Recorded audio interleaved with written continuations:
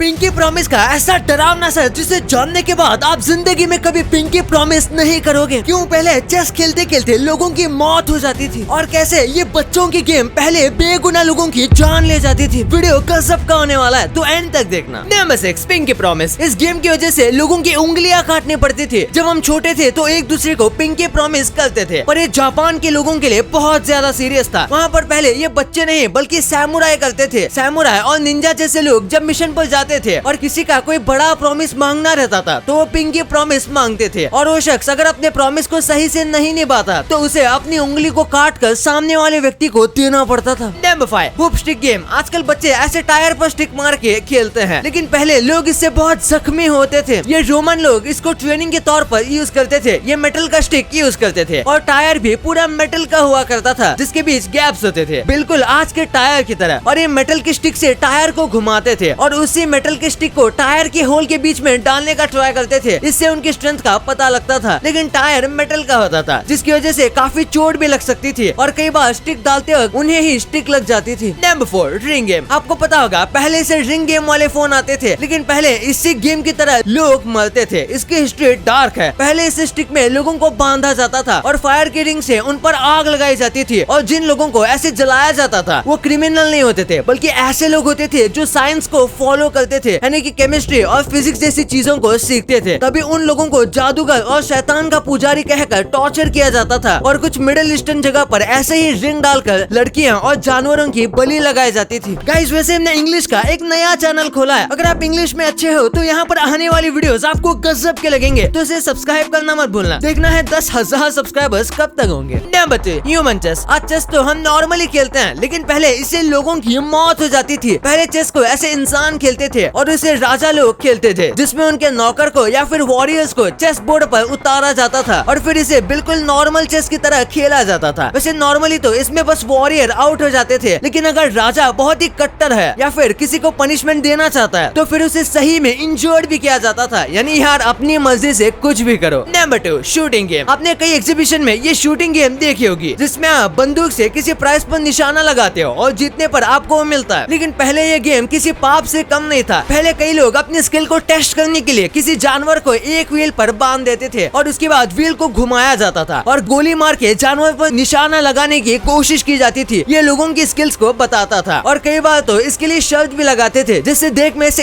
एक ही बार में मार दूंगा। नंबर 1 रिंग अराउंड द रोजी। इंडिया में जहाँ पर रिंगा रिंगा रोजेस खेला जाता है, वही यूएसए और बहुत सारी यूरोपियन कंट्री में रिंग अराउंड द रोजी खेला जाता है, पर दोनों का मतलब काफी सिमिलर ही है। लोग ये मानते हैं कि इस गेम का इन्वेंशन ब्लैक प्लेग की वजह से हुआ था। जैसे अभी कोविड आया था, बिल्कुल वैसे ही 500 साल पहले ब्लैक प्लेग आया था और रिंग अराउंड द रोजी इसी को दर्शाता है। इसमें कई लिरिक्स हैं जो यही बताते हैं, जैसे कि एशेज एशेज जो कि खांसी को बताता है, और वी ऑल फॉल डाउन जो मरने को दर्शाता है। लेकिन पहले बच्चे इस गेम को बड़े मजे से खेलते थे और इनको पता भी नहीं था कि इसकी हिस्ट्री ऐसी है। ये वीडियो जो आपने देखा है ये तो कुछ भी नहीं था, क्योंकि इस वाली वीडियो में तो बताया गया है कि क्यों GTA 5 गेम को बस इस एक्सीडेंट की वजह से बनाया गया था, और एक ऐसी जगह है जहाँ लोग असली में PUBG खेलते हैं, और एंग्री बर्ड्स का ऐसा काला सच जिसके बारे में आप आज तक नहीं जानते थे। मुझे पता है आप इन सब चीजों के बारे में जानना चाहते हो, तो इस वीडियो को क्लिक करो और जान लो यार। वीडियो पसंद आए तो इस वीडियो को लाइक कर देना और चैनल को सब्सक्राइब भी।